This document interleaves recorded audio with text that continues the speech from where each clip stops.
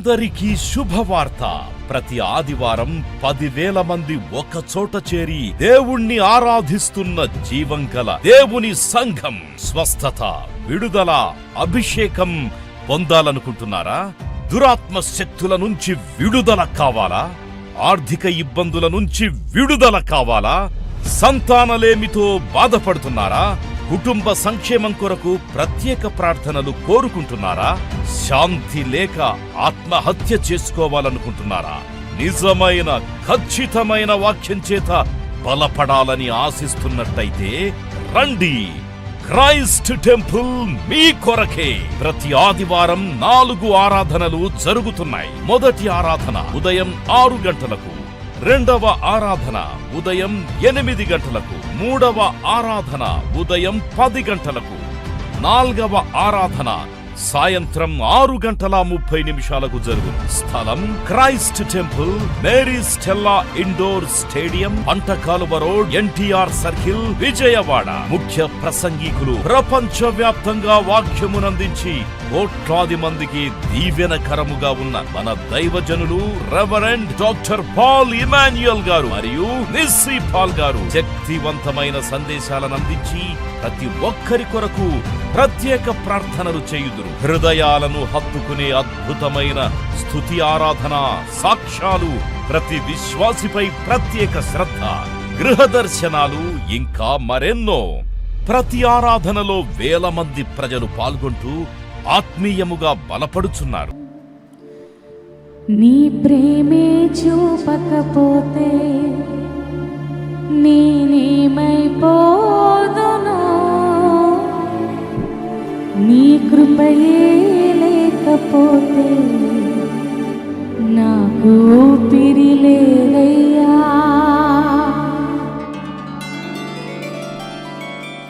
అందరు కలిసి చప్పట్లు కొడుతూ, కరుణగల మా యేసయ్యా, నీ బిడలమైన మేము నీ సన్నిధికి చేరాము. నిన్ను స్తుతించాలని, నిన్ను ఘనపరచాలని. You are worthy to be praised, Lord.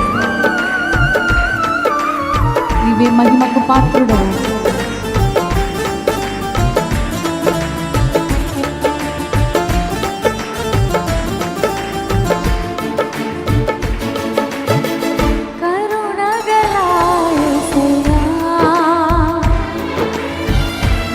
జీవితానికి నీవే చాలునయ్యా, కరుణగల యేసయ్యా.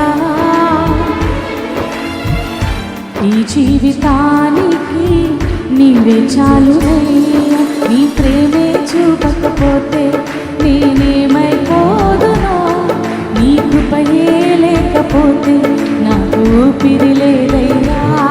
నీ ప్రేమే చూపకపోతే నేనేమైపోదును, నీ కృపయే లేకపోతే నాకు ఊపిరి లేదయ్యా. కరుణగల యేసయ్యా, ఈ జీవితానికి నీవే చాలునయ్యా, కరుణగల యేసయ్యా. ఈ జీవితానికి నీవే చాలునయ్యా. చప్పట్లు కొడదామా. నా సొంత ఆలోచనలో ఇది నన్ను ఎంతో నష్టాన్ని కలిగించినప్పటికీ ఆ నష్టము నుండి నన్ను నడిపిస్తున్నావయ్యా. నన్ను గొప్ప ఆశీర్వాదములకి నడిపించాలని నా పట్ల ప్రణాళిక కలిగి ఉన్నావు. నీదెంత దయ ప్రభా నా మీద, ఎంత కరుణగల మనస్సయ్య, నీకు వందనాలు. ప్రతి ఒక్కరు కృతజ్ఞత భావంతో పాడుగా దేవుని నామని మహిమ పరుద్దాం. సంఘమా అందరూ ఏ ఒక్కరు మౌనం ఉండద్దు.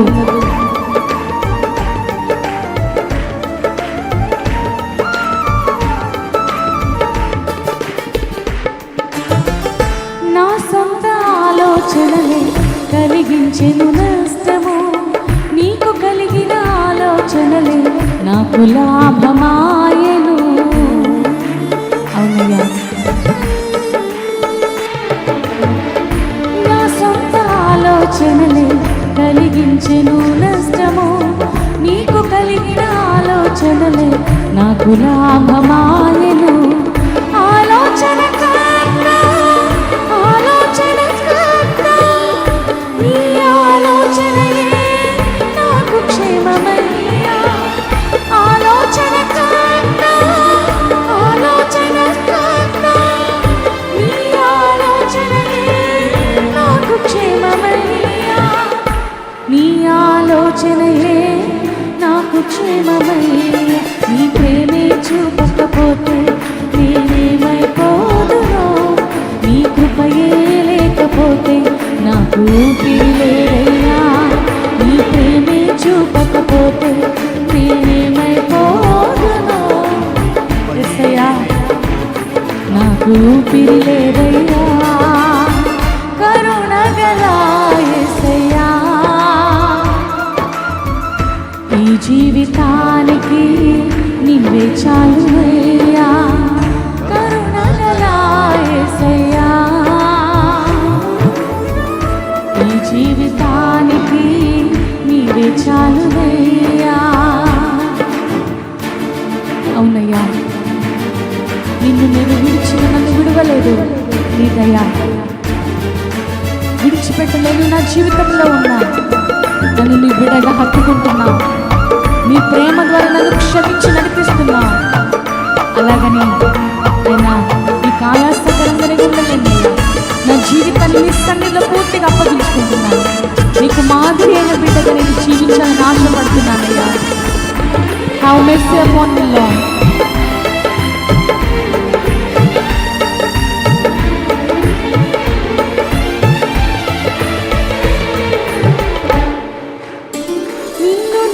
విడచిన విడువలేదు నీదు ప్రేమ, విడిచిపెట్టలేనివి ఉన్నా విడిపించావు నన్ను. ఆమేన్. నిన్ను నేను విడచిన విడువలేదు నీదు ప్రేమ, విడిచిపెట్టలేనివి ఉన్నా విడిపించావు నన్ను. విడువనివి మోచకుడా, విడువనివి మోచకుడా, నీలోనే ఉండుటే నాకు క్షేమమయ్యా. విడువనివి మోచకుడా, విడువలేదయ్యా, నీలోనే ఉండుటే నాకు క్షేమమయ్యా. నీలోనే ఉండుటే నాకు క్షేమమయ్యా. నీ ప్రేమే చూపకపోతే నేనేమైపోదునో, నీ కృపయే లేకపోతే నాకు. ప్రతి ఒక్కరు చప్పట్లతో నీ ప్రేమే చూపకపోతే నేనేమైపోదునో, నీ కృపయే లేకపోతే నాకు ఊపిరి లేదయ్యా. కరుణగల యేసయ్యా,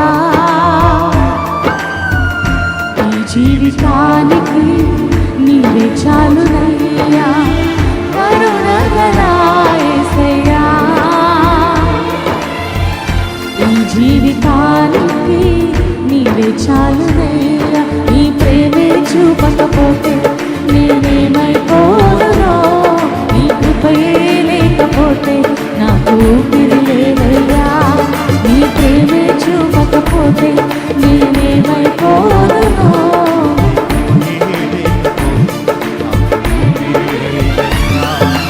రాజాని భవనములో రేయి పగలు వేచియుందును. యేసు రాజాని భవనములో రేయి పగలు వేచియుందును.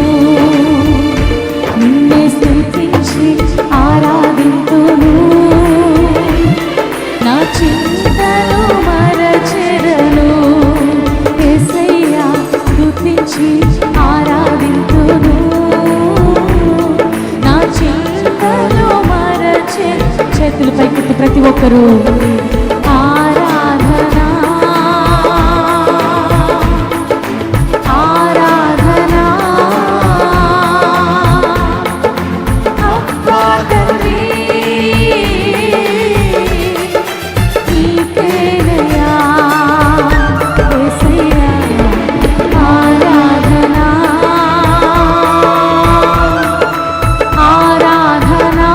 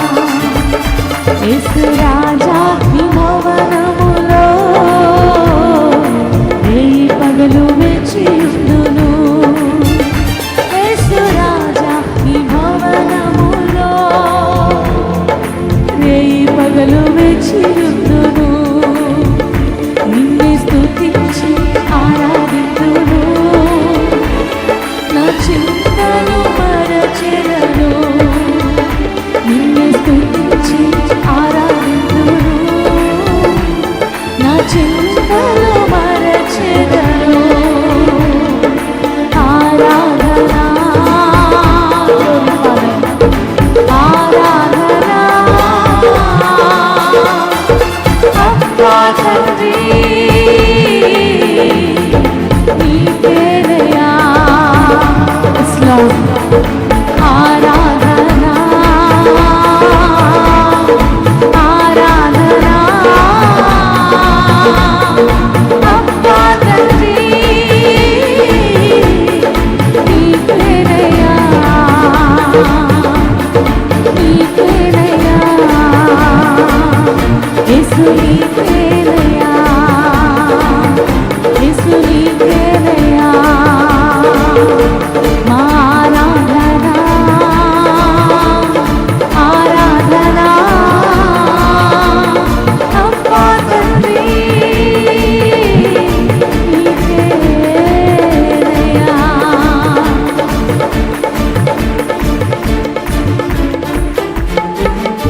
గట్టిగా చప్పట్లు కొట్టి ప్రభునామని మహింపరుదాం. చదువుదాం. లూకా సువార్త 4:17-19. ప్రవక్త అయిన యెషయా గ్రంథము ఆయన చేతికి ఇయ్యబడెను. ఆయన గ్రంథము విప్పగా ప్రభువు ఆత్మ నా మీద ఉన్నది, ప్రభు ఆత్మ నా మీద ఉన్నది, పేదలకు సువార్త ప్రకటించుటకై ఆయన నన్ను అభిషేకించెను, చెరలోనున్న వారికి విడుదలను, గుడ్డి వారికి చూపును కలుగునని ప్రకటించుటకు, నలిగిన వారిని విడుదల చేయుటకు, ప్రభువు హితవచనం ప్రకటించుటకును, ప్రభు హితవస్త్రం ప్రకటించుటకును ఆయన నన్ను పంపి ఉన్నాడు అని రాయబడిన చోటు. ఇది ప్రభు యేసుక్రీస్తు ప్రభు వారు చెరలో ఉన్నటువంటి వారికి విడుదల. చెర అంటే చంచలగూడ జైలు, సెంట్రల్ జైలు ఇవి కాదు. చెర అంటే ఈరోజు మనిషి చెరలోనే ఉన్నాడు, పాపం అనే చెరలో ఉన్నాడు. ప్రతి మనిషి కూడా ఒక చెరలోనే బ్రతుకుతున్నాడు ఈరోజున, విడుదల లేనటువంటి పరిస్థితులు. అలాంటి విడుదల లేనటువంటి చెరలో ఉన్నటువంటి మానవునికి విడుదల ఇవ్వడానికి మనిషి కుమారుడు ఈ లోకానికి వచ్చాడు. అసలు ఎడిక్షన్ అనే మాట మనం ఆలోచన చేస్తున్నప్పుడు ఎడికేర్ అనే లాటిన్ వర్డ్ నుంచి వచ్చిందే ఎడిక్షన్. ఎడిక్షన్ అంటే లొంగిపోని అర్థం. మనిషి ఒక విచిత్రమైన బానిసలం మనం అనుకుంటాం విడిచిపెట్టాలని, కానీ విడిచిపెట్టలేనటువంటి బానిసలు మనం ఒక చెరలో ఉన్నాం. ఈ చెర నుంచి విడుదల చేయగలిగినటువంటి వాడు యేసుక్రీస్తు ప్రభువు వారు ఒకరే. బంధించబడినటువంటి వారిని, చెరలో ఉన్నటువంటి వారికి విడుదల, గుడ్డి వారికి చూపు, నలిగిన వారిని విడుదల చేయడానికి యేసు ప్రభువు వారు ఈ లోకానికి వచ్చారు. కాబట్టి నువ్వు క్రీస్తు కోసం బ్రతకాలి. ఈ ప్రపంచంలో ఏ ఒక్కరు కూడా పాపం అనే చెర నుంచి మనం విడుదల చేయలేరు. పాపం అనే చెర నుంచి మనని శాస్త్రీయమైనటువంటి పద్ధతులు మనకి విడుదలనివ్వలేవు. Science cannot redeem you from your sin, from your bondage. బాగా చదువుకుంటే నేను విడుదల పొందుతానంటే, బాగా చదువుకుని ఇంకా భయంకరమైన చెరలోకి వెళ్ళిపోతున్న వారు చాలామంది లేకపోలేదు.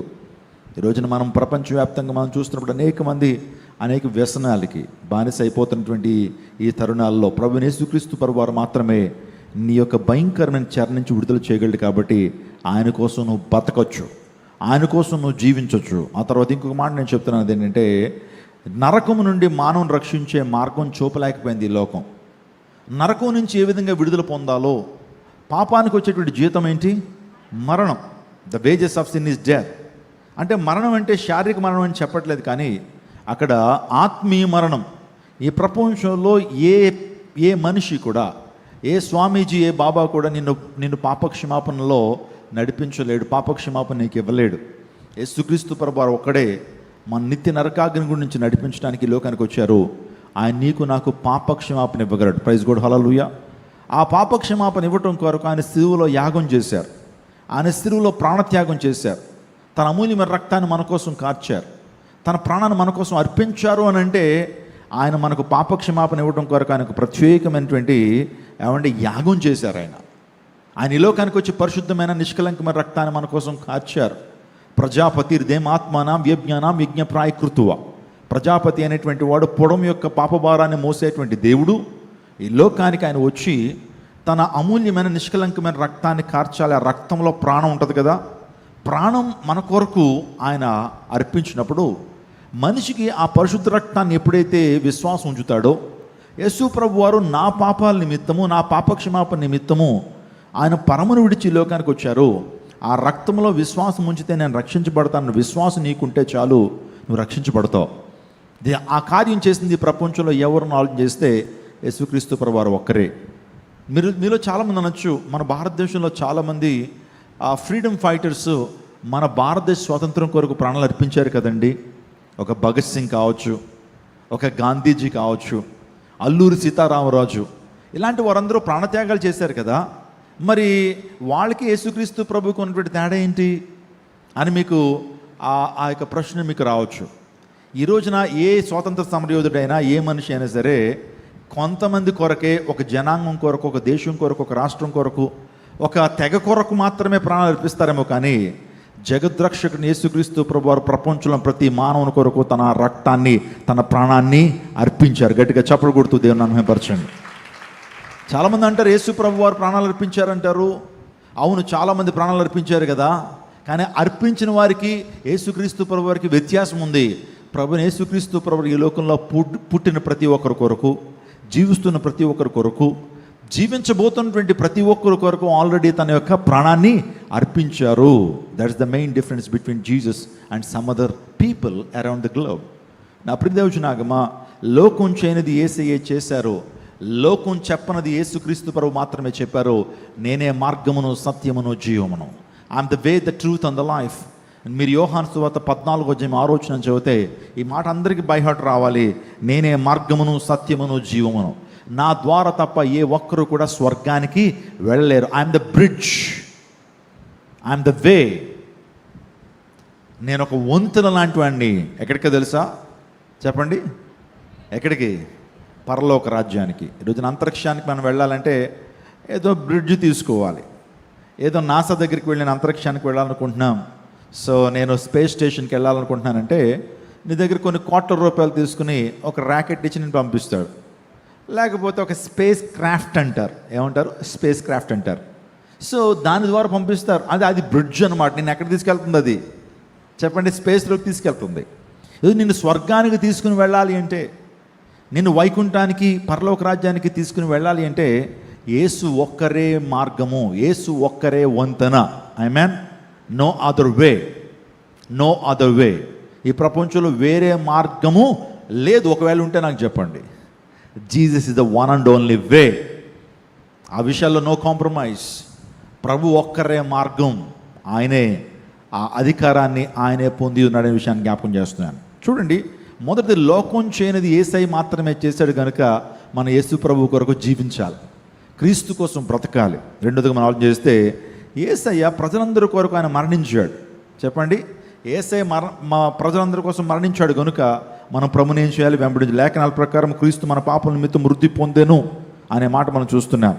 మానవుని రక్షణ కొరకు కల్వరిలో ప్రాణం పెట్టినవాడు యేసుక్రీస్తు. Jesus is the God who only shed his precious blood for entire humanity on the cross of Calvary.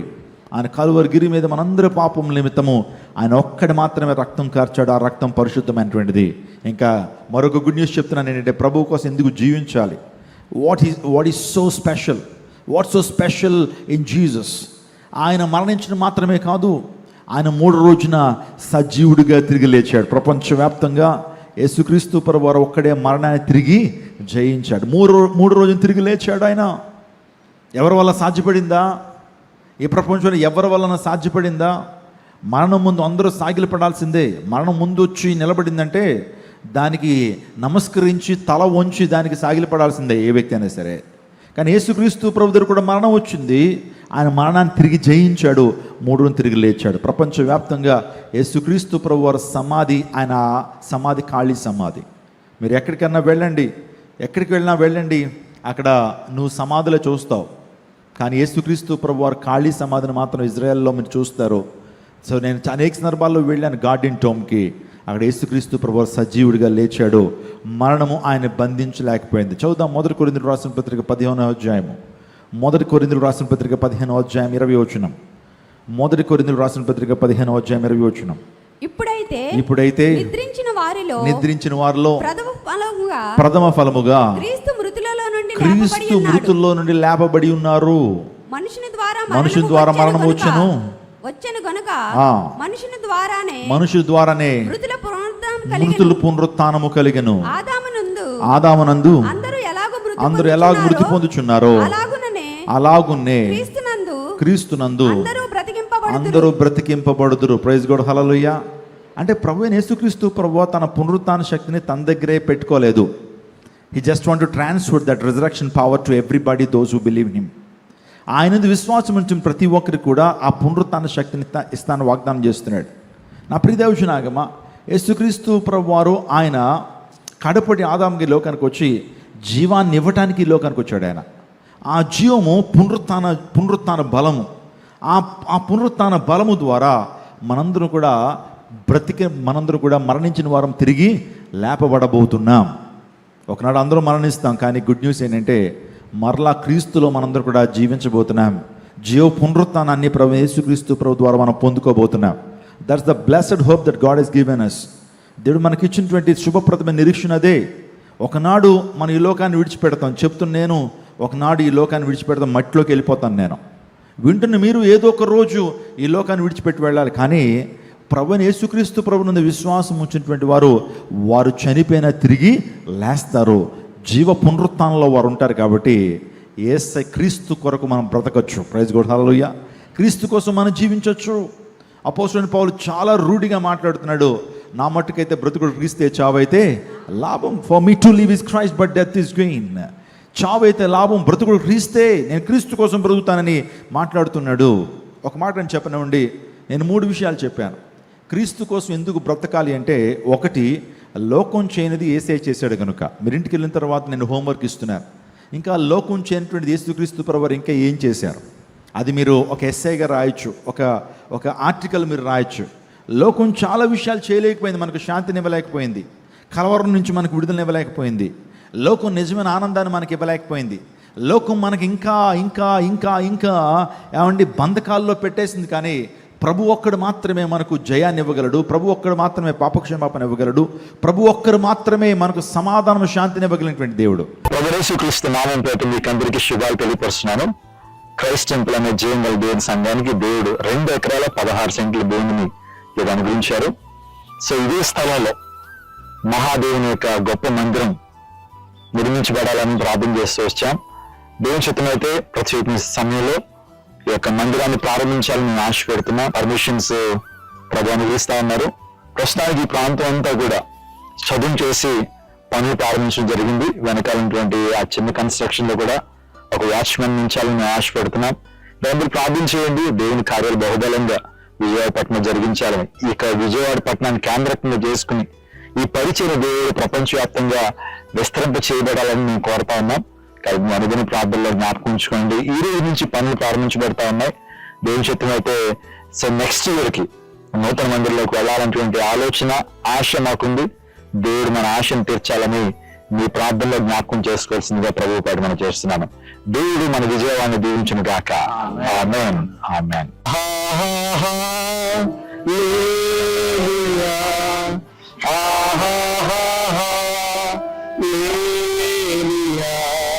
మధ్యాహ్న కాల సంఘంలో ప్రభు మనందరినీ ఏక కుటుంబీకులుగా క్రైస్ట్ టెంపుల్ సంఘ విశ్వాసులుగా ఈ ప్రాంతాన్ని నడిపించారు. ఒక నిర్మాణాన్ని జరిగించాలని పర్మిషన్స్ కోసం ఆల్రెడీ అప్లై చేస్తాం తండ్రి. వాటిని మీరు ఇస్తున్నారు, మీకు స్తోత్రాలు. నిశ్చితమైతే ప్రభు ఈ రోజు ఈ యొక్క ప్రాంతం అంతా కూడా మేము చదువు చేస్తున్నాం. ఈ ప్రాంతంలో ప్రార్థన చేస్తున్నాం. అధికారులతో మీరు మాట్లాడండి, ప్రజా పరిపాలకులతో మీరు మాట్లాడండి. ఈ ప్రాంతం అంతా మీ మహిమతో నింపండి. మీకు స్తోత్రాలు తెలియపరుస్తూ మీకే మహిమ చెల్లిస్తూ యేసు శక్తి కలిగిన నామములో వేడుకుంటున్నాం తండ్రి. సకల ఆశీర్వాదాలకు కారణమైన శ్రేష్టమైన నామానికి వేలాది వందనాలు, స్తుతులు, స్తోత్రాలు చెల్లిస్తున్నాము ప్రభా. ఒక సొంత స్థలంలో మందిరం ఉండాలన్న ఆశ మేము కలిగి ఉండగా మీరు ఇచ్చిన ఈ అద్భుతమైన సమయమును బట్టి, స్థలమును బట్టి మీకు స్తోత్రాలు ప్రభా. అయ్యా, ఇది మా అందరికీ సమృద్ధిగా ప్రభనైనా నీ మందిరం కట్టబడి నిన్ను స్వేచ్ఛగా ప్రభ మేము ఆరాధించుటకు కృప చూపించండి. స్తుతించి ప్రార్థించడి వేడుకుంటున్నాము తండ్రి. దేవుని నామానికి మహిమ కలుగును గాక. ఇప్పటివరకు ఈ ప్రాంతంలో ప్రార్థన చేశాం. దేవుని యొక్క మహిమ ఈ ప్రాంతానికి దిగి వచ్చిందని నేను నమ్ముతున్నాను. అతి త్వరలో ఈ ప్రాంతంలో చర్చ్ మాత్రమే కాదు, ఒక ఆర్ఫనైజ్, ఒక శ్రేష్ఠ ఫౌండేషన్ లో బిల్డింగ్, ఆ తర్వాత ఒక వంటశాల, ఒక డైనింగ్ హాల్, ఇంకా అనేకమైనటువంటి ప్లాన్స్ ఉన్నాయి.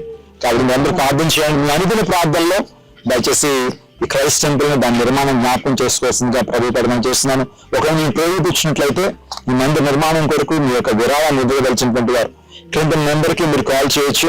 మా సిబ్బంది మీతో మాట్లాడతారు. లేకపోతే మీరు ఈ ప్రాంతానికి వచ్చి ఈ ప్రాంతాన్ని చూచి మీ యొక్క ప్రత్యేకమైన ఆఫరింగ్ ని, మీ యొక్క ప్రత్యేకమైన విరాళాన్ని మందిర నిర్మాణం కొరకు మీరు ఇవ్వచ్చు. దయచేసి ఈ విషయాన్ని మీ యొక్క అనుదిన ప్రార్థనలో జ్ఞాపకం చేసుకోవాల్సిందిగా ప్రభువు ప్రకటన చేస్తున్నాను. దేవుడు మన విజయవాడ పట్టణాన్ని దీవించును గాక. దేవుడు మన భారతదేశాన్ని దీవించును గాక. ఆమేన్.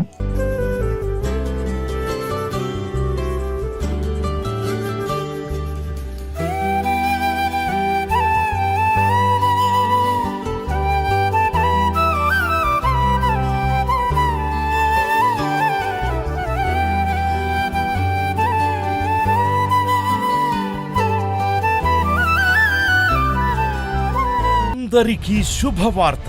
ప్రతి ఆదివారం 10,000 మంది ఒక చోట చేరి దేవుణ్ణి ఆరాధిస్తున్న జీవం గల దేవుని సంఘం. స్వస్థత, విడుదల, అభిషేకం పొందాలనుకుంటున్నారా? దురాత్మ శక్తుల నుంచి విడుదల కావాలా? ఆర్థిక ఇబ్బందుల నుంచి విడుదల కావాలా? సంతానలేమితో బాధపడుతున్నారా? కుటుంబ సంక్షేమం కొరకు ప్రత్యేక ప్రార్థనలు కోరుకుంటున్నారా? శాంతి లేక ఆత్మహత్య చేసుకోవాలనుకుంటున్నారా? నిజమైన ఖచ్చితమైన వాక్యం చేత బలపడాలని ఆశిస్తున్నట్టయితే రండి.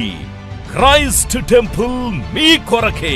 ప్రతి ఆదివారం 4 ఆరాధనలు జరుగుతున్నాయి. మొదటి ఆరాధన ఉదయం 6 గంటలకు, రెండవ ఆరాధన ఉదయం 8 గంటలకు, మూడవ ఆరాధన ఉదయం 10 గంటలకు, నాల్గవ ఆరాధన సాయంత్రం 6:30 జరుగును. స్థలం Christ temple, Mary Stella indoor stadium, Pantakaluva road, NTR circle, Vijayawada. ముఖ్య ప్రసంగికులు ప్రపంచ వ్యాప్తంగా వాక్యమునందించి కోట్లాది మందికి దీవెనకరముగా ఉన్న మన దైవజనులు రెవరెండ్ డాక్టర్ పాల్ ఇమాన్యుయల్ గారు మరియు నిస్సీ పాల్ గారు శక్తివంతమైన సందేశాలను అందించి ప్రతి ఒక్కరి కొరకు ప్రత్యేక ప్రార్థనలు చేయుదురు. హృదయాలను హత్తుకునే అద్భుతమైన స్తుతి ఆరాధన సాక్ష్యాలు, ప్రతి విశ్వాసిపై ప్రత్యేక శ్రద్ధ, గృహ దర్శనాలు, ఇంకా మరెన్నో. ప్రతి ఆరాధనలో 1000 మంది ప్రజలు పాల్గొంటూ ఆత్మీయముగా బలపడుచున్నారు. పాటలు, ఆరాధన, వర్తమానముల ద్వారా దేవుని ఆత్మీయ కార్యములు అనేకులు పొందుకుంటున్నారు. విజయవాడ చుట్టుపక్కల ప్రాంతాల నుంచే కాక 100 కిలోమీటర్ల దూరం నుంచి ప్రజలు వచ్చి ఆత్మీయ మేలులు పొందుచున్నారు.